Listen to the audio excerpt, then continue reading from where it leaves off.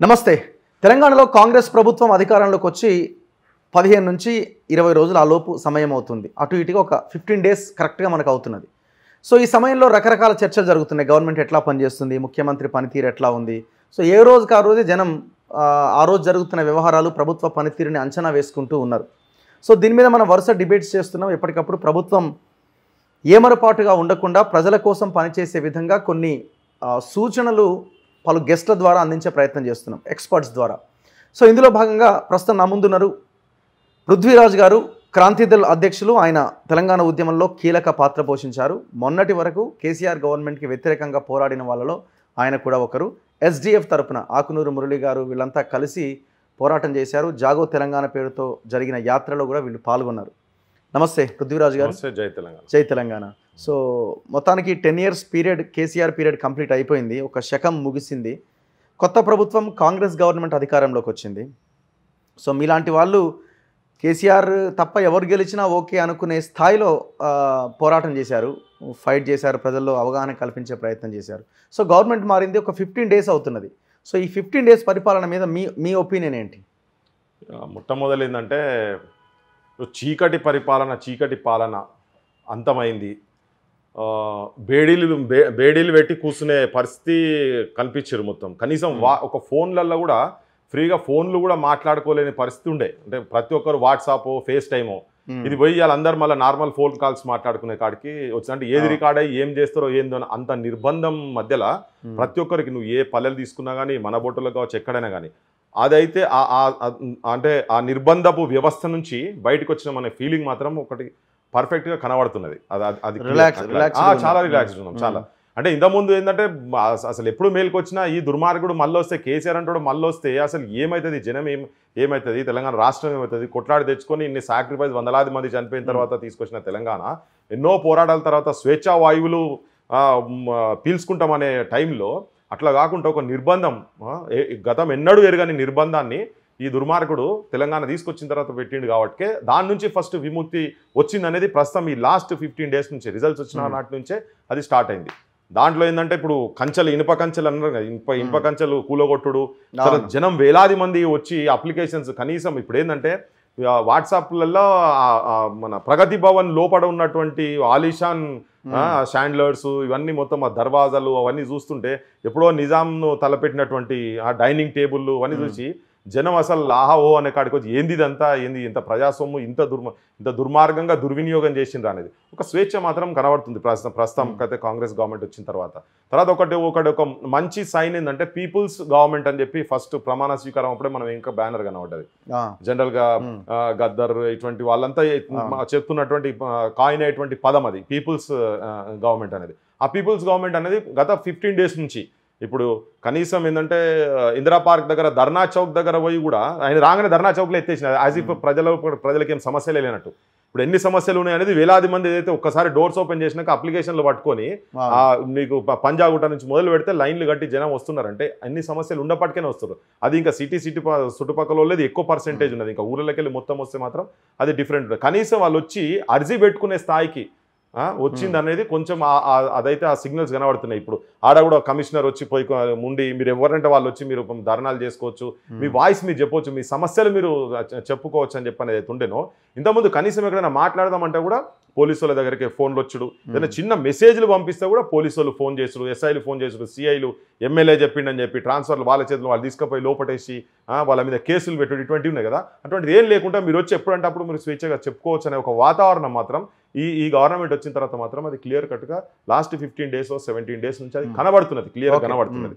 అది మన బోటోలం కూడా మనంగా సామాన్య జనం కూడా మాట్లాడే సిచ్యువేషన్ వచ్చింది. అంతకుముందు ఎవరైనా మాట్లాడంటే కూడా భయపడే స్థాయిలో మన బోటోల్లో అందరం కూడా పోయినాము. నువ్వు జైలుకు పోయినావు, చాలా మంది ఎట్లా పోయినారు అంటే ఏదో ఈ కాంగ్రెస్ తోటే వచ్చింది అనేది కాదు. కానీ జనం తిరగబడి ఎప్పుడైతే జనం లోపల షోయబుల్లా ఖాన్ కాడికి వెళ్ళి మొదలు పెడితే జర్నలిస్టులు ఎట్లయితే నిజాంకు వ్యతిరేకంగా కొట్లాడి వచ్చిండ్రో అదే కోవలకు ఇప్పుడు నువ్వు కావచ్చు, జర్నలిస్టులకు సంబంధించినటువంటి కొత్త మార్చు మన బోటోలు ఆడికే ఆ కోవలకే వచ్చినాం.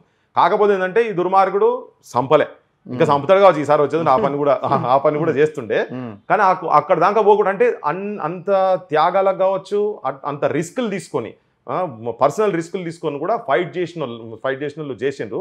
గ్రామీణ ప్రాంతాలలో తెలియకుండా సైలెంట్ రెవల్యూషన్ ఏదైతే వచ్చిందో ఆ సైలెంట్ రెవల్యూషన్తో ఇటువంటి దుర్మార్గుని ఈ ఏంటంటే అట్టాల బంగాళాలకు వెళ్ళి కూలగొట్టినట్టు కూలగొట్టి పడేసి. సో అదొక ఘట్టం ముగిసింది.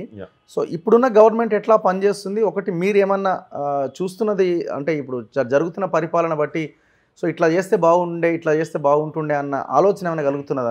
ఒక 2-3 అంశాలు ప్రధానంగా చెప్పదలుచుకున్నారు. ఏంటంటే అసలు దేని గురించి అయినా ఫస్ట్ ఈ అంటే టూ ఎర్లీ ప్రతిదాన్ని మాట్లాడడానికి చాలా టూ ఎర్లీ మనం మాట్లాడు. 15 days అంటే వాళ్ళు కనీసం సెట్ అవ్వాలి కదా, ఇంకా చదువుకోలే. అసలు గతంలో చేసేటువంటి పాపాలు ఎన్ని అప్పులు ఉన్నాయి అనేది వాళ్ళు చూపిస్తారు. దాదాపు 7 లక్షల కోట్లు అప్పులు తెచ్చిపెట్టి అనేది చూపిస్తారు. జనానికి కూడా తెలియాల్సిన అవసరం ఉన్నది. ఆర్టీఐలు వేస్తే కూడా ఇంతకుముందు ప్రభుత్వంలో అవన్నీ రాలేదు. అట్లీస్ట్ ఇప్పుడు వాళ్ళు తీస్తున్నారు, ప్రజల ముంగడ పెడుతున్నారు.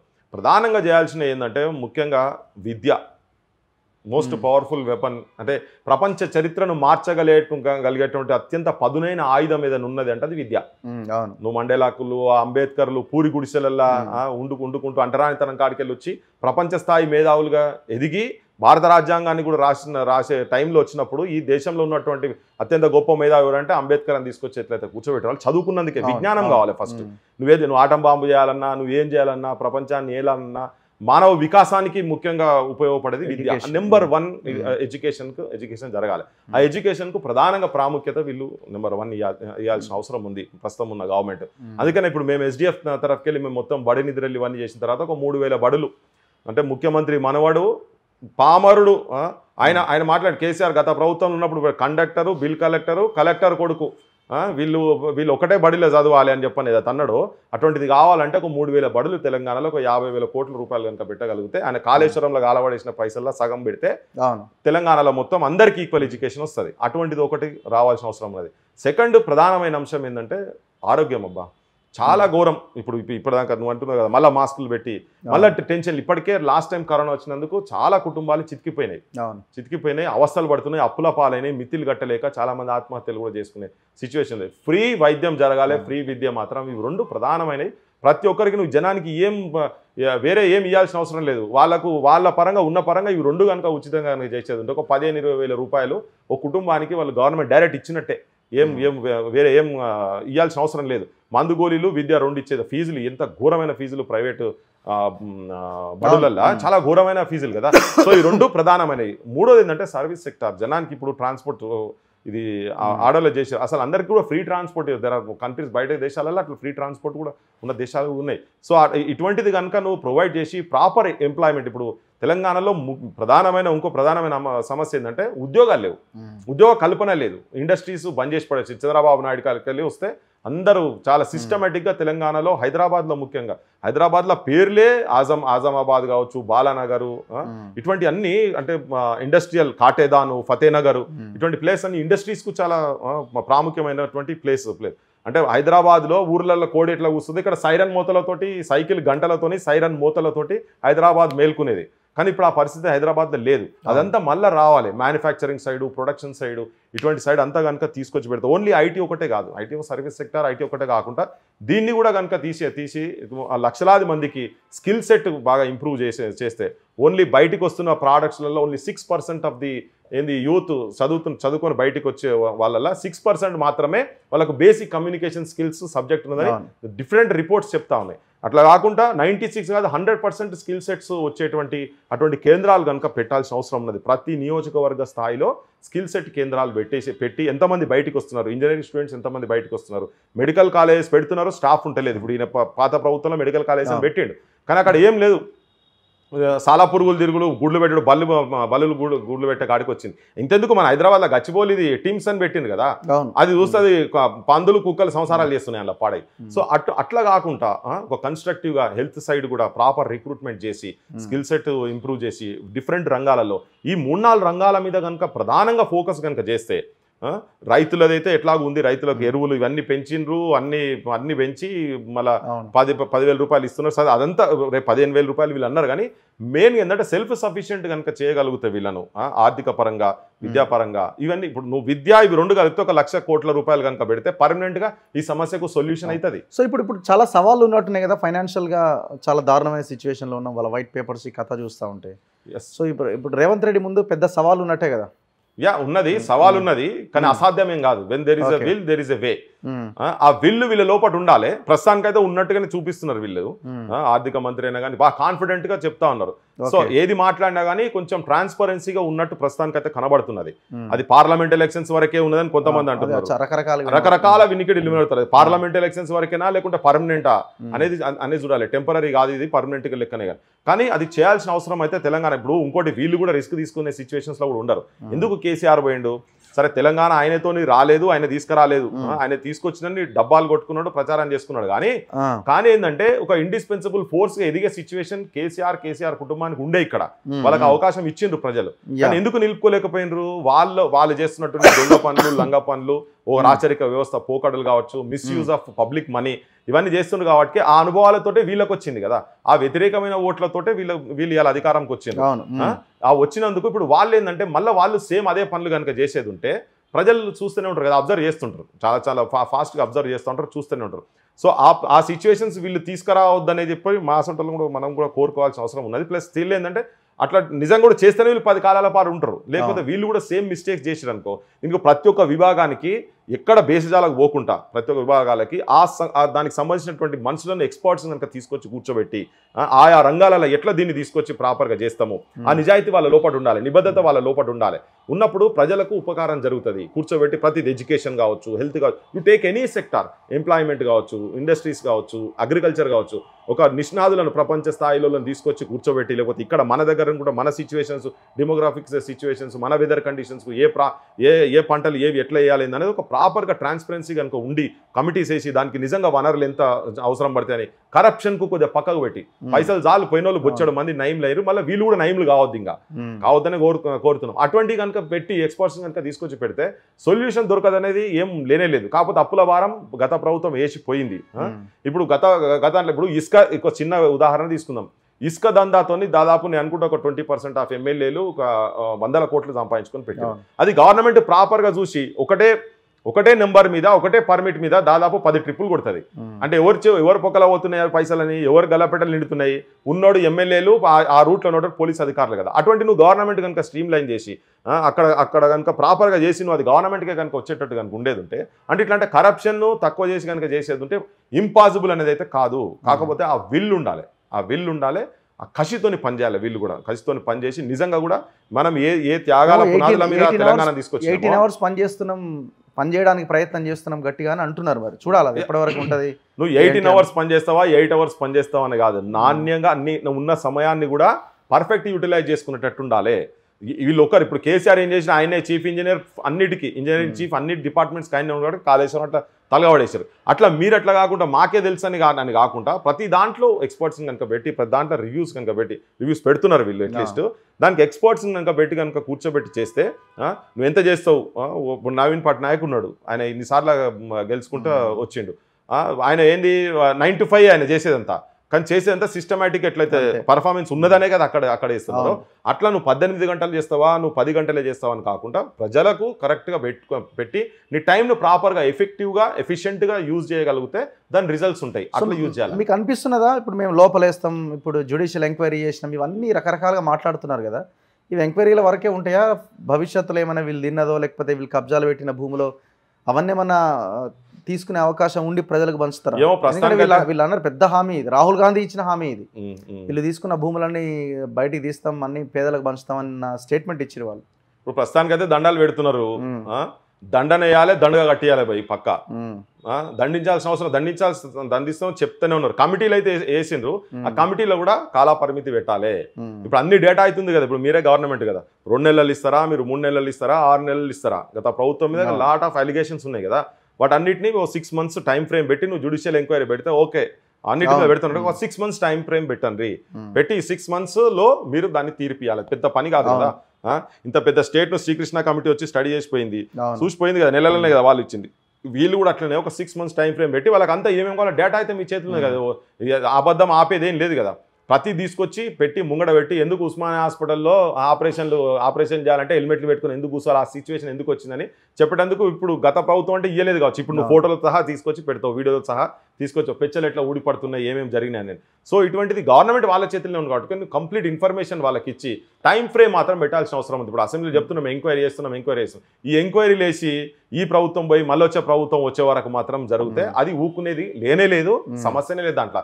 ఎందుకంటే దండుగా కట్టేయాల్సిన అవసరం ఉంది. ఈ మళ్ళా గదే చెట్టపట్టాలు వేసుకుంటా నేను చేసిన తప్పులు నువ్వు మాఫ్, నువ్వు చేసిన నేను మాఫ్ చేస్తాను, అటువంటి ఉంటే మాత్రం ఇబ్బంది అవుతుంది. ఇప్పుడు ఎడ్యుకేషన్ సపోజ్ తీసుకుంటే నారాయణ శ్రీ చైతన్య కాలేజీలో వచ్చి ఇక్కడ దోపిడీ చేస్తున్నాయని చెప్పనే అప్పుడు కొట్లాడిన వచ్చిన తర్వాత కార్పొరేట్ కాలేజీలు కార్పొరేట్ స్కూల్ మొత్తం తెలంగాణకి వెళ్ళి పోతే అన్న తర్వాత పోలే, తెలంగాణ వచ్చిన తర్వాత పోలే. 2014లో ఇంకా పెరిగినవి మండల స్థాయి దాకా పోయినాయి. ఎందుకు పోయినాయి అంటే లాస్ట్ కేసీఆర్ కుటుంబం వాళ్ళ దగ్గర వాటాలు తీసుకున్నారు కాబట్టి పోయినాయి. రేపు ఈ ప్రభుత్వం కూడా అటువంటిది చేయొద్దు, అట్లా చేసి అట్లా అయినాయి అనుకో మన బోటలో అయితే కొట్లాడుతూనే ఉంటాం కదా. ప్రజల లోపల కూడా ప్రజలకి ప్రాపర్ ఇన్ఫర్మేషన్ పోయింది. రేపు వాళ్ళు కేసీఆర్ కుటుంబాన్ని జైళ్ళల్లో పారేసే వరకు నడవాలి. ఎందుకంటే ఉట్టిగా తప్పించుకొని పోదు కదా వీళ్ళు. మళ్ళీ వాళ్ళ అపోజిషన్లో కూర్చొని మళ్ళీ అదే అహంకారంతో మాట్లాడే సిచ్యువేషన్ వాళ్ళు చేస్తున్నారు. కేటీఆర్ కావచ్చు, హరీష్ కావచ్చు, వీళ్ళు మాట్లాడుతున్నారు. కానీ ఇప్పుడు మనం అలిగేషన్స్ చేసినాం. ఇలా కాళేశ్వరం అయితే కళ్ళ ముంగడ కుంగిపోయింది, విద్యార్థులు చనిపోయారు, రిక్రూట్మెంట్ లేవు. ఈ పైసలన్నీ ఎక్కడ పోయినాయి మరి? అంటే కరెక్ట్ పాయింట్ ఏంటంటే ఇప్పుడు వీళ్ళు ఇచ్చిన గ్యారంటీస్ రైతు బంధు కొత్తది కాదు, మేము పాత పద్ధతిలోనే ఫస్ట్ ఇచ్చిన తర్వాత నెక్స్ట్ సీజన్కి మళ్ళీ మేము ఇచ్చిన హామీని నెరవేరుస్తామని అంటున్నారు. సో పాత పద్ధతిలోనే ఎకరం లోపు వాళ్ళకి ఇవ్వలేని సిచ్యువేషన్ కనబడుతున్నది. సో ఇంకా 22 లక్షల మంది 1 acre లోపు వాళ్ళు ఉంటే 12 లక్షలకు 10 లక్షలకు ఇచ్చారు. ఇంకా దగ్గర 650-700 కోట్లు రిలీజ్ చేయాల్సి ఉంది. అదే చేయలేకపోతున్నారు. ఎట్లా అమలు చేస్తారు ఇవన్నీ? సాధ్యాలు ఎట్లా? అంటే రేపు వీళ్ళు కూడా తప్పించుకోవడానికి లేదు కదా. మేము ఏదో అనుకున్నాం కానీ ఇవ్వలేకపోతున్నాం అని అన్నా కూడా జనం నమ్మరు కదా. ఇవి ఏమన్నా చేయి తల తాకట్టు పెట్టి తేవాలనే అంటారు. ఇప్పుడు అంటే కొంతమందిలో ఒక చర్చ ఏమున్నదంటే ఏదైనా కానీ పోయి 100 అబద్ధాలు చెప్పు. సూదికథ ముచ్చట ఒకటి ఓసారి సూదికథ ముచ్చట తెలుసు, అది దర్జీ సూది పోతుందట. సూది కింద పోతుంది, దసరా అవుతుంటే సూదికి కింద పడుతుంది. దొరకకుంటే దండం పెట్టి ఎంకన్నా దగ్గరికి దండం పెట్టి ఎంకన్నా నువ్వు నా సూది దొరికేటట్టు చేయి, ఎట్లనే చేయి, నేను నా భార్య ఇద్దరిని తీసుకొచ్చి తిరుపతికి వచ్చి 100 కొబ్బరికాయలు కొడతాను నేను అనగానే పక్కకు బాసాలు తోముకుంటా భార్య చెప్తుందట, అరే నువ్వు ఏందా నువ్వు ఆ సూదికి ఏమో 5 పైసలు సూదికి నువ్వు పోయి తిరుపతి పోతా గిన్ని ఖర్చు చెప్తా పెట్టి ఆయన గట్ట మొక్కుతున్నావు అంటే ఆగే నువ్వు దాన్ని ఎన్నటోడా చేసేటోడా మొదలైతే సూది దొరికని తర్వాత మనం పోయేది పోని తర్వాత సంగతి అని చెప్పి ఆయన ఎన్నటోడా ఏమన్నా. అట్లనే జనంకు కూడా ఇలా నేను అధికారం వచ్చే వరకు నేను ఎన్ని అబద్ధాలని చెప్తా అని, నేను ఆయన 3,000 ఇస్తా అంటే నేను 4,000 ఇస్తా అని ఇవాళ మళ్ళీ అంటే ప్రతి అంశంలో 10,000 ఇస్తా అంటే 15,000 ఇస్తా రైతులకు అని చెప్పని ఇట్లా అన్ని మనం అధికారం వచ్చేదాకా మనం సూది ముచ్చట్లక కనుక అయ్యేది ఉంటే తిరగబడతారు జనం. తెలంగాణ బ్లడ్లోనే ఉన్నది అది తిరుగుబాటు అనేది. బ్లడ్ నీ సొంతల దాంట్లో నుంచి తిరుగుబాటు రావచ్చు, జనం నుంచి కూడా రావచ్చు. కానీ ఆ సిచ్యువేషన్స్కు వీళ్ళు తీసుకుపోతారని అయితే నేనైతే అనుకుంటలేను. కానీ ఏంటంటే ఆర్థిక వ్యవస్థ నిజం కూడా చాలా ఘోరంగా ఉన్నది. ఏది అడుగుతుంది చెప్పేసి వీళ్ళు నువ్వు 2 లక్షలు అయితే నువ్వు ఇప్పుడు కట్టేది మళ్ళీ లోన్ తీసుకో, బ్యాంకు వాళ్ళకి కూడా చెప్పారు, రైతులకు చెప్పారు కదా మళ్ళీ తీసుకో, నువ్వు కట్టినా కానీ రైతు రుణమాఫీది మళ్ళీ మేము రాగానే 9వ తారీఖు లోపల మేము ఇచ్చి పారేస్తామని అన్నారు. అది విచ్ ఇస్ హైలీ ఇంపాసిబుల్. మన బోటలో కూడా తెలుసు అది జరగదని చెప్పి.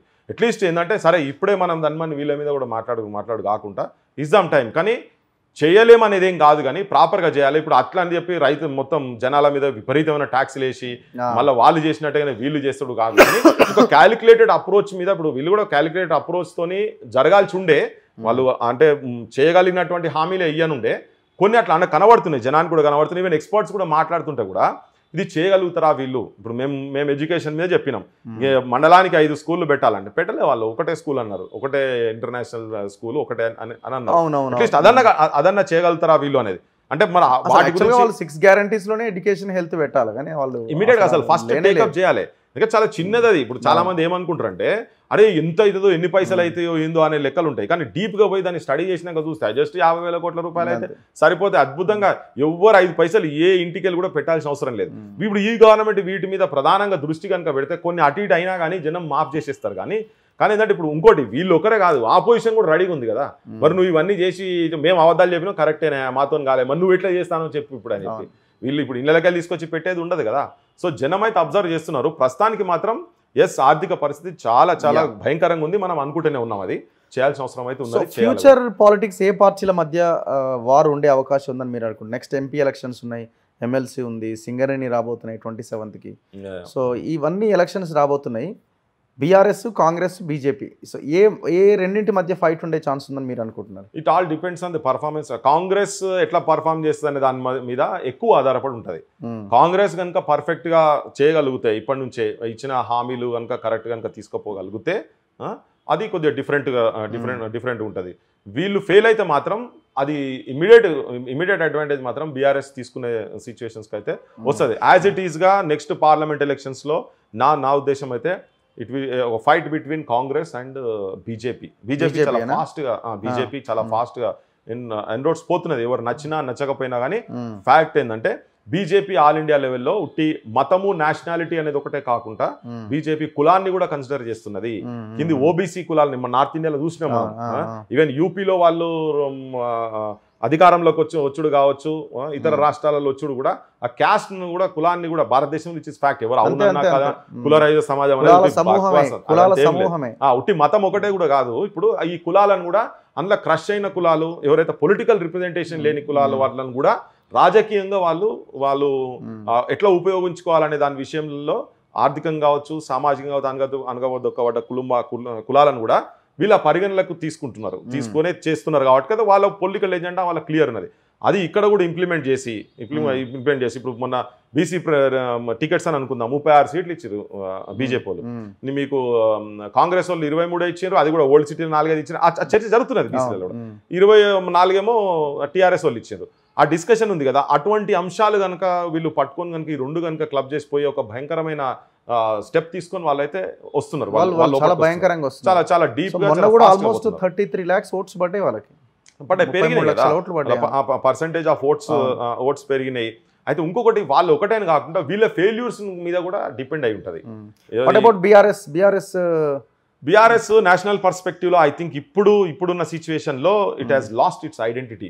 ఇప్పుడు ఎంపీ ఎలక్షన్ లో కూడా కాంగ్రెస్ వర్సెస్ బీజేపీనే ఉంటుంది. కాంగ్రెస్ నా దృష్టి మోదీ వర్సెస్ రాహుల్ లాగానే ఈక్వేషన్ ఉంటుంది. ఆ కంపారిజన్ స్టార్ట్ అవుతుంది. ఇంకోటి వీళ్ళ పాత్ర పెద్దగా ఏముండదు, నేషనల్ లెవెల్ అనేది ఉంటుంది. ఆల్రెడీ డౌన్ ఫాల్ అయి ఉన్నారు కదా. ఇప్పుడు గవర్నమెంట్ ఉన్నందుకు కొంచెం కాంగ్రెస్ కు అడ్వాంటేజ్ ఉన్న సిచ్యువేషన్ ఉంటుంది. నేషనల్ పర్స్పెక్టివ్ చూస్తే ఏంటంటే వీళ్ళు పోయి ఆడ చేసేది కూడా ఏం లేదు కదా నాకు అడిగి వస్తుంది. ఇప్పుడు మళ్ళీ వీళ్ళు BJP is coming with Ram temple వచ్చిన తర్వాత దాన్ని ఒక్కసారి గ్యాలోనైజ్ చేస్తారు. జనాలందరినీ తీసుకొని ప్రతి ఇంటింటికి వెళ్ళి పోవుడు, ఇవన్నీ వీటన్నిటితో కొంచెం ఎమోషనల్ ఏంటంటే ఓట్ సైడ్ మలిచేటందుకు ఒక దగ్గర తీసుకొచ్చే ప్రయత్నం బీజేపీ డెఫినెట్గా చేస్తున్నది. సో బీజేపీను కాంగ్రెస్ మధ్యలోనే ఉంటుంది అనుకుంటా. అంటిల్ అన్లెస్ కాంగ్రెస్ ఫెయిల్ అయితే అప్పుడు మళ్ళీ బీఆర్ఎస్ అనేది వస్తుంది కావచ్చు. కాంగ్రెస్ ఫెయిల్ వాళ్ళకి తెలిసి అట్లీస్ట్ పార్లమెంట్ ఎలక్షన్స్ ముందు మాత్రం ఆ మిస్టేక్స్ చేయకుండా పోతారు. పార్లమెంట్ ఎలక్షన్స్ చాలా రసవత్తరంగా జరుగుతాయి త్రూఅవుట్ నేషన్ కూడా అట్లే ఉంటుంది. తెలంగాణలో కూడా అట్లే ఉంటుంది. బీఆర్ఎస్ వాళ్ళకి కూడా ఏంటంటే వాళ్ళకు కూడా తెలుసు వాళ్ళ ఉనికి ప్రమాదంలో ఉన్నది. ఇప్పుడు వాళ్ళ ఉనికి ప్రమాదం ఒకవేళ దాంట్లో ఫెయిల్ అయ్యి దీంట్లో ఫెయిల్ అయితే వీళ్ళు ఆగమవుతారు. తెలంగాణ సెంటిమెంట్ ఇంకా సెంటిమెంట్ అన్నదే లేనప్పుడు ఇంకా పార్టీ ఎక్కడ వాళ్ళే సూసైడ్ చేసుకున్నారు. వాళ్ళు తెలంగాణ కాకుండా భారత రాష్ట్ర సమితి అన్నప్పుడే నీకు ఐడెంటిటీ పోయింది. నీకు ఆ తెలంగాణ ఐడెంటిటీ అనేది పోయింది. డెఫినెట్ గా నెక్స్ట్ ఎలక్షన్స్ చూస్తారు. ఇప్పుడు ఇంటర్నేషనల్ పాలిటిక్స్ అంతా కూడా దీని ఫోకస్ అవుతుంది. మోడీ విషయం కావచ్చు, కంపారిజన్ కావచ్చు, రాహుల్ గాంధీ కంపారిజన్, ఇవన్నీ జరుగుతాయి. ఇవన్నీ కంపారిజన్లో జనం ఎట్లా డిసైడ్ అవుతారు అనేది టైం చెప్తుంది. వీళ్ళ పర్ఫార్మెన్స్ బట్టి కూడా. కేసీఆర్ మొన్న యాక్సిడెంట్ తర్వాత ఆయన నందినగర్కి వచ్చి ఉంటున్నాడు, ఫామ్ హౌస్ వదిలేసిండు. సో ఇక్కడి నుంచి రాజకీయం చేస్తున్నాడు. అక్కడ హడావుడి వాతావరణం కనిపిస్తుంది. ఆయన మూమెంట్లో అంతా మీరు కూడా ఉన్నారు కదా, ఆయన మూమెంట్ ఆ టైం అంతా నందినగరే కదా. స్టార్టింగ్లో నేను 2001లో ఉన్నప్పుడు ఉండే కానీ నేను దాని తర్వాత వచ్చినా కానీ తర్వాత అయితే కేసీఆర్ను పెద్ద వ్యూహకర్త అవన్నీ మాటలు అదంతా పిచ్చి మాటలు అంటే నేను అవన్నీ కన్సిడర్ చేయాలి. మన దగ్గర ఉన్నటువంటి సూడో ఇంటెలెక్చువల్స్ ఆయన అట్లా తయారు చేసిన పెద్ద వ్యూహకర్త. ఏమో 6 నెలలు బాడ కూర్చొని తాగిపన్నుకి ఏం వ్యూహాలు లేవు, పాడలేవు, కానీ అవన్నీ ఉట్టియే. అదర్స్ ఫెయిల్యూర్స్ను అతను ఇండివిజువల్స్ను ఒక్కొక్కరి దగ్గర ఏమేమి ఫెయిల్యూర్స్నో వాటిని వాడుకొని వచ్చిండే తప్ప ఈయన చేసింది ఏం లేదు. ఈయన పెద్ద పోరాటాలు కూడా ఇప్పుడు అవన్నీ మాట్లాడుతుంది మళ్ళీ గతం కడిపోతుంది. కానీ వ్యూహాలు ఏం లేదండి. కాంగ్రెస్ ఇచ్చిన హామీలు కనుక నెరవేరిస్తే సక్సెస్, కాంగ్రెస్ ఫెయిల్ అయితే దాని ఇంపాక్ట్ బీఆర్ఎస్ వాళ్ళ మీద పడుతుంది. అంత ఈజీగా ఫెయిల్ అయ్యేటట్టు కూడా ఏం కనబడతలేదు. వాళ్ళు కూడా చాలా ఫుల్ ప్రూఫ్గానే పోతున్నారు. సో ఫెయిల్ అయితేనే ఈయన అంటారు. అప్పుడు అబ్బా ఆ వ్యూహం కూర్చొని మా వాడు లేచిండే, ఆ పెద్దప్పుడు లేచింది లేదు, ఏముండదు, అంతా ఉట్టిదే, అంతా ఉట్టి పిచ్చి మాటలు అవన్నీ కానీ అవన్నీ ఏం లేదు. ఆడికి వచ్చి కూర్చొని కూడా సైకలాజికల్గా ఆయన ఎమ్మెల్యేలను ఆయన క్యాడర్ను అటు ఇటు పోకుండా చూసుకునేటువంటి ప్రయత్నంలో భాగమే ఆయనకి వచ్చి ప్రొజెక్షన్ చేసి కూర్చున్నాడు పెద్ద మనిషి వచ్చిండు పెన్ పేపర్ పెట్టిండు ఆలోచనలకు మెదళ్ళు పెట్టిండు మార్స్ జూపిటర్స్ ప్లానెట్ బయట ఉన్నటువంటి ఆలోచనలు తీసుకొచ్చి ఇక్కడ పెడతారు. ఈయనకు అన్ని గజకర్ణ గోకర్ణ టక్కుటామార విద్యలన్నీ వాడి మావాడు పెద్ద వ్యూహం పట్టుకొని వస్తున్నాడు అని అన్ని ఉట్టి హంబాక్ అన్ని ఉట్టి అవన్నీ ఏం లేవు కానీ అవన్నీ ఉండేది ఉంటే ఈ గవర్నమెంట్ పోకపోవు అని ఆయన చేసేటి అన్ని చేసిండు ఆ విద్యలన్నీ చేసేసిండు. కానీ ఐ డోంట్ థింక్ ఆయన కూర్చున్నంత మాత్రమే కాదు వీళ్ళు ఫెయిల్ కావద్దు. కాంగ్రెస్ ఇచ్చిన హామీలు ప్రజలను వదిలేసి వాళ్ళు నేల విడిచి మేము సాము చేస్తామంటే మాత్రం కుదరదు. అదే చదివితే జరగదు అనేదే అనుకుంటున్నాం యాజ్ ఆఫ్ నౌ. అట్లాంటి ఈ కేసీఆర్ ముంగట కూడా వీళ్ళు ఇక ఇప్పుడు ఓడిపోతే మాత్రం ఇక అంతకన్నా ఘోరంగా ఇంకోటి అయితే ఏమైంది మీది ఎమ్మెల్యేగా పోటీ చేద్దాం అనుకున్నారేమో ఏం లేదా ఆఫర్ వచ్చినట్టుంది పోటీ చేసేటట్టుంటే ఈడ కూర్చోపోతున్నాయి అసెంబ్లీలో కూర్చుంటే కావచ్చు కదా అసెంబ్లీలో అట్లాంటి ఆలోచన ఉండేనా ఆఫర్ మీ ముందుకు వచ్చిందా? యాక్చువల్గా వచ్చింది వాస్తవంగానే మా టీంలో కూడా మేము డిస్కస్ చేసినాము. అదే మీరు పాలకుర్తి ఆర్ ఇంకా వేరేదో పరకాలన్నారు పాలకూరు అదే డిస్కషన్ జరిగింది వాటన్నిటి మీద. సమహౌ అది అంటే మేము కూడా ఏంటంటే మా ఈ మొత్తం కనుక ఇంప్లిమెంట్ చేయగలిగేది ఉంటే ఓపెన్ గా పోదామనే ఎస్డిఎఫ్ తర్వాత పర్సనల్ గ్రూప్స్ అనే మా క్రాంతి దళ నుంచి కానీ ఎడ్యుకేషన్ హెల్త్ అనేది ప్రధానమైనటువంటి అంశాలుగా తీసుకొని వాళ్ళు కనుక చేసేది ఉంటే కొంచెం ఆలోచన చేద్దాం. ఎమ్మెల్సీ ఎలక్షన్స్ వస్తున్నాయి చూద్దాం పట్టభద్రుల అంటే ఒక ఎమ్మెల్సీఓ ఎమ్మెల్యేనోనే కావాలని కాదు కానీ మా బోటుల్లో రోళ్ళు జనాన్ని ఎడ్యుకేట్ చేసి అల్టిమేట్గా పవరే మళ్ళా మనం ఒక్కరం కాదు ఇంకో సమూహం రావాలి. ఇలా కాంగ్రెస్లోనే 37 మంది కొత్తోళ్ళు వచ్చిండ్రు మొత్తం అసెంబ్లీలో 57 మంది కొత్తోళ్ళు మెంబర్స్ అయ్యి వచ్చి కూర్చున్నారు. వాళ్ళతో ఒక కొత్తదనం ఏం చెప్తారు జనానికి కొత్తగా ఏం కావాలని అంటారు అసలు ఈ తెలంగాణను ఎట్లా తీర్చిదిద్దాలని వాళ్ళ మెదడులు రంగరించి కూర్చొని వాటికి మేత పెట్టి ఏమైనా కొత్త ఆలోచనలు తీసుకొస్తారా అనే దాని దృష్టి కూడా ఉండాలి. అంటే అటువంటి మూమెంట్స్లకి వచ్చిన వాళ్ళకైతేనేమో అటువంటి ఆలోచన ఉంటుంది. నాకు తెలిసి దీంట్లో ఎవరు పెద్ద మూమెంట్లకు వస్తే ఎవరన్నా ఒకరిద్దరు ఎక్కడ ఉన్నారో నాకు తెలియదు కానీ ఎవరు కూడా ఆన్ ది స్పాట్ అప్పుడప్పుడు వచ్చి వేరే పార్టీలకి వెళ్ళి వచ్చిన వాళ్ళే ఎక్కువ మంది ఉన్నారు. ఇప్పుడు బీజేపీకి వెళ్ళి వచ్చిన వాళ్ళు కావచ్చు గతంలో ఓడిపోయిన వాళ్ళు కావచ్చు లేకపోతే అమెరికాకి వెళ్ళి సడన్ గా పారాచూట్ ఎమ్మెల్యేసే ఎక్కువ మంది ఉన్నారు. సో మూమెంట్ వచ్చి స్ట్రగుల్లో వచ్చి ఫ్రిక్షన్లో వచ్చి ఫ్యాక్ట్స్ తెలిసిన వాళ్ళు కనుక ప్రభుత్వాలలో ఉంటే వేరే తిరిగి ఉంటుందనే ఆలోచన ఉన్నది. సో అటువంటి ఎమ్మెల్సీ కంటెస్ట్ చేద్దామని అనుకుంటున్నారు ఏమన్నా చూద్దాం. లెట్ us see టైం ఎట్లా ఉంటుంది అనేది చూద్దాము. ఇండిపెండెంటే బట్ బలపరిస్తే చూద్దాం. అంటే ఎట్లా ఈక్వేషన్స్ ఏమేమి మారుతాయి ఎట్లా మారుతాయి అనేది అయితే చూడాలి డెఫినెట్ గా. అంటే రాజకీయాలకు దూరం ఉండాలనేది నేను చెప్తలేను. రాజకీయాలకు రావాలి యువత రావాలి చదువుకున్న వాళ్ళు రావాలి నిజాయితీ పనులు రావాలి నీతివంతమైన పాలన రావాలంటే రాజకీయాలలో ప్రశ్నించే తత్వం ఉన్నోళ్ళు రావాలి. నేను దానికి ఎక్కడ షై అయితేలే నేను ఇంకా పోతలేను పక్కా నా లెక్క చాలా మంది రావాలి అట్లా. ఇప్పుడు ఎస్డిఎఫ్ మీ కన్వీనర్ గారు గవర్నమెంట్ లో జాయిన్ కాబోతున్నారు అన్నది పెద్ద చర్చ ఉన్నది కదా. ఉన్నది మరి అది సార్ మీరు అడిగి ఉంటారు కదా. అదే ఇప్పుడు ఒకవేళ టీఎస్పీఎస్సీ చైర్మన్ అంటున్నారు కదా అదేమో కొంత ఇబ్బంది ఉన్నట్టుంది ఏజ్ ఈ ఫ్యాక్టర్ ఏదో లేదంటే ఎడ్యుకేషన్ దీంట్లో లేదా సలహాదారుడు ఈ లైన్ లో వెళ్తారని ఒక చర్చ నడుస్తుంది. అదంటే సారే కరెక్ట్ పర్సన్ ఏమో దానికి ఆన్సర్ చేసేందుకు సారే కరెక్ట్ పర్సన్. సో మీ ఎస్డిఎఫ్ అయితే ఉన్నదా? ఎందుకు లేదు కేసీఆర్ వరకేనా లేకపోతే తర్వాత కూడా లేలే మా ఎజెండాలు మేమంతా 6 పుస్తకాలు కూడా బయట తీస్తాం అట్లేం లేదు కదా. అట్లేం మారినా మా ఫైట్ మాకు ఒకవేళ మేము అలా ప్రాతినిధ్యం ఒకవేళ వహించే సిచ్యువేషన్ ఉన్నా మా అంశాలు మాత్రం అవే. That is our heart. మేము 6 పాయింట్లు ఏవైతే మేము తీసినామో 6 పుస్తకాలు ఏవైతే తీసినామో అవి మా అందరి హృదయాలలో చాలా దగ్గర ఉండేటి. అవి ఎవరు తెలంగాణ జనం ఎవరు చదివినా వాళ్ళందరికీ కూడా నిజంగా గుండెకు అద్దుకునేటువంటి అంశాలు మేము తీసుకున్నాయి. మేము స్టడీ చేసి చాలా డీప్గా దాన్ని రాసి పెన్ పెట్టి డాక్యుమెంట్స్ లెక్క మేము అంతకుముందు రిలీజ్ చేసినాం. రేపు అందుకనే అంటున్నాం కదా ఈ ప్రభుత్వాన్ని కూడా ఇవన్నీ చేయాలని చెప్పి రేపు అడుగుతున్నాయి. ఫస్ట్ ఇప్పుడు మీరు అమరవీరుల కోసం గట్టిగా ఫైట్ చేశారు. మీరు 1969 వాళ్ళని కూడా కదిలిచ్చినట్టున్నారు. ఎవరెవరు ఎక్కడ ఉన్నారని పెద్ద రీసెర్చ్ చేసినట్టున్నారు. వాళ్ళకి 250 గజాల స్థలం ఏదో అన్నట్టున్నారు. అది ఇప్పుడు అందులో కూడా స్పష్టత లేదు. అందులో కూడా ఇప్పుడు ఎఫ్ఐఆర్ అని ఒకటి అంటున్నారు.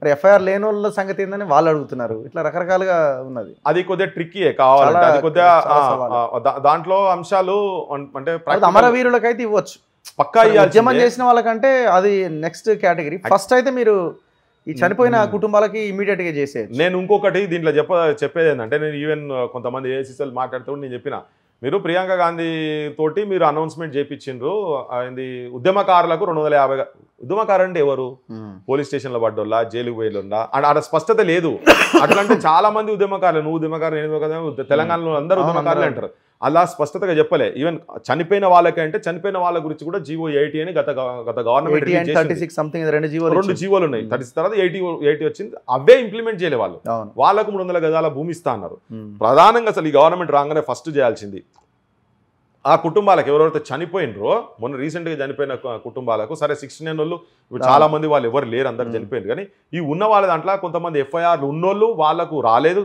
లాస్ట్ గవర్నమెంట్లో ఆల్రెడీ ఇచ్చిన వాళ్ళకు కూడా కొంతమంది ఎట్లున్నారంటే ఒక 3-4 ఏళ్ళు నౌకరు చేసిరు వాళ్ళ ఇంట్లో పాపం అప్పుడు ఎవరు చదువుకున్న వాళ్ళు చిన్న పిల్లలు ఉన్నారు వాళ్ళు ఏదో చిన్న చెప్పరాసి నౌకర్లు అవి ఇచ్చిండ్రు ఇవాళ ఏంటంటే ఆ కుటుంబాలలో ఇప్పుడు ఎదిగి ఇంటర్మీడియట్ స్థాయికో డిగ్రీ స్థాయికి వచ్చారు నేను చెప్పేది ఏంటంటే గవర్నమెంట్ ఇప్పుడు వచ్చిన గవర్నమెంట్ అటువంటి వాళ్ళని కూడా కన్సిడర్ చేయాలి అప్పుడు చిన్నోళ్ళను కూడా కన్సిడర్ ఏం పెద్ద ఫరక్ పడదు వాళ్ళకి ఇచ్చే ఉద్యోగాలు పెద్ద ఫరక్ పడదు మొత్తం కలితే 1000 ఉద్యోగాలు అయితే కావచ్చు పెద్ద ఇష్యూ కాదు వాటిని ప్రధానంగా కన్సిడర్ చేసి వాళ్ళకు ల్యాండ్ ఇచ్చి వాళ్ళకి ఎంత చేసినా తక్కువనే చాలా చితికిపోయినాయి మనం పోయిన కుటుంబం కూడా చూసినాం కదా ఎఫ్ఐఆర్ ఉన్న కుటుంబము పిల్లలు గవర్నమెంటే లాస్ట్ గవర్నమెంటే మేమే చదివిపిస్తామంటే ఫీజులు కట్టలేక చదువుకోలేక చదువుకోలేక వాళ్ళు వచ్చి బయట కార్లు దూడుచుకుంటా చిన్న చిన్న పనులు చిన్న పనులు డ్రైవర్ పనులు చేసుకుంటున్నారు అలా వాళ్ళ త్యాగాల పునాదుల మీదే ఇలా తెలంగాణ వచ్చింది కదా వాళ్ళకి ఎంత చేసినా తక్కువనే వాళ్ళకి మాత్రం ఇమీడియట్గా ఫస్ట్ వాళ్ళకి చేయాలి నెక్స్ట్ కళాకారులు కూడా కొంతమంది కళాకారులకు కూడా తెలంగాణ గురించిన కళాకారులకు కూడా నౌకర్లు రాలే కొంతమందికి వాళ్ళని కూడా ఇప్పుడు ఐడెంటిఫై చేయాలి ఉన్నోళ్ళను కూడా వీకుడు అంత కాదు కానీ ఉన్నోళ్ళని ఉంచుకుంటూ కూడా దాంట్లో ఏమైనా అవకతవకలు ఉంటే సరిదిద్దాలి కానీ నాకు తెలిసి అందరు మంచి అందరికీ ఉన్నాయి కానీ రానోళ్ళు కూడా చాలా మంది ఉన్నారు వాళ్ళు పాపం ఎక్కడెక్కడ చాలా మంది చనిపోయిన ఉన్నారు ఈవెన్ కళాకారులు కూడా నాకు తెలిసి యాక్సిడెంట్లు మా వరంగల్ బుల్లెట్ యాంకర్ అని కూడా ఉన్నారు వాళ్ళు కూడా యాక్సిడెంట్స్ అని హాస్పిటల్లో పడి కాలు చేయాలి ఇరిగిన వాళ్ళు కొంతమంది చనిపోయిన వాళ్ళు ఉన్నారు వాళ్ళ కుటుంబాలకు ఏమి ఇయ్యలే ఆ కుటుంబాలను కూడా కన్సిడర్ చేయాల్సిన కళాకారుల కుటుంబాలు కావచ్చు నిరుద్యోగ యువకులు చనిపోయిన వాళ్ళని కూడా వాళ్ళ కుటుంబాలు కూడా వాళ్ళ పరిస్థితిని కూడా స్టడీ చేసి వాళ్ళకు కూడా ఏమన్నా వాళ్ళ ఇళ్ళలో కూడా ఏమన్నా నౌకర్లు ఏమైనా ఇచ్చే పరిస్థితి అనుకుంటుంది ఎక్కువ ఏం కావాలి అవి ఇంకో 1000 అయితే కావచ్చు పెద్ద ఇష్యూ కాదు ఎవరు తెలంగాణలో ఎవరు ఆబ్జెక్ట్ కూడా చేయరు అటువంటి వాళ్ళకి చేస్తే ఆబ్జెక్ట్ కూడా చేయరు వాళ్ళ ఇళ్ళలో జర్నలిస్ట్ కూడా మన వరంగల్లో కూడా అనిల్ జర్నలిస్ట్ అసలు వాళ్ళు ఎట్లా ఉన్నారు ఏంది వాళ్ళ సామాజిక ఆర్థిక పరిస్థితి ఏంటి వాళ్ళ జీవన విధానం ఎట్లున్నది అసలు పూట గడుస్తుందా గడచలేదా అనేది ఒకసారి గవర్నమెంట్ తీసుకొని ఆ ఎఫ్ఐఆర్లు కూడా అన్ని తీసుకొని వాళ్ళకు కూడా చేయాల్సిన అవసరం అది ప్రధానంగా ఇప్పటిదాకా దాన్ని ఇంకా కన్సిడర్ చేయలేదు దాని మీద కూడా యాక్చువల్గా యాక్షన్ ప్రోగ్రామ్ జరుగుతున్నది మేము దాన్ని అందరిని ఒక దగ్గర తీసుకొచ్చి ఒక రిప్రజెంటేషన్గా ఫస్ట్ ఒక రిప్రజెంటేషన్గా ఇచ్చి గవర్నమెంట్కి చెప్పి దీని మీద ప్రాపర్గా స్టడీ చేయమని ఒకవేళ వాళ్ళ డేటా లేకుండా మా బోటోల దగ్గర ఉన్నది మేము కూర్చోబెట్టి మనం కూడా చూసినాం నీకు కూడా చూపించినాం అవన్నీ చూసి కూడా వాళ్ళకు కూడా ఇచ్చే ప్రయత్నం చేసి వాళ్ళకు మాత్రం పక్కా న్యాయము ఇమ్మీడియట్ ఎఫెక్ట్తోనే జరగాల్సిన అవసరం ఉంది 10 రోజులు సంవత్సరానికి 365 రోజులు అంటే ఎన్ని రోజులు వాళ్ళు నరకం చూసిరో అవన్నీ 10 సంవత్సరాల నుంచి జరుగుతున్నాయని ఈ గవర్నమెంట్ రాగానే దాన్ని అయితే వచ్చింది కానీ రాగానే ఇంకా ఇప్పుడు వాళ్ళందరినీ కూడా పిలుచుకొని వాళ్ళని పరిష్కారం చేయాల్సిన అవసరం. Thank you very much Prithviraj గారు, థ్యాంక్ యూ.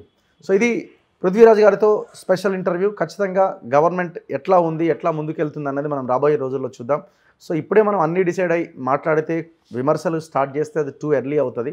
వాళ్ళకు కూడా సర్దుకునే అవకాశం ఇవ్వాలి కాబట్టి అవకాశం మనం ప్రస్తుతానికి ఇస్తున్నాం. భవిష్యత్తులో ఈ ప్రశ్న ఖచ్చితంగా కంటిన్యూ అవుతుంది. చూస్తూనే ఉండండి మన తొలి వెలుగు.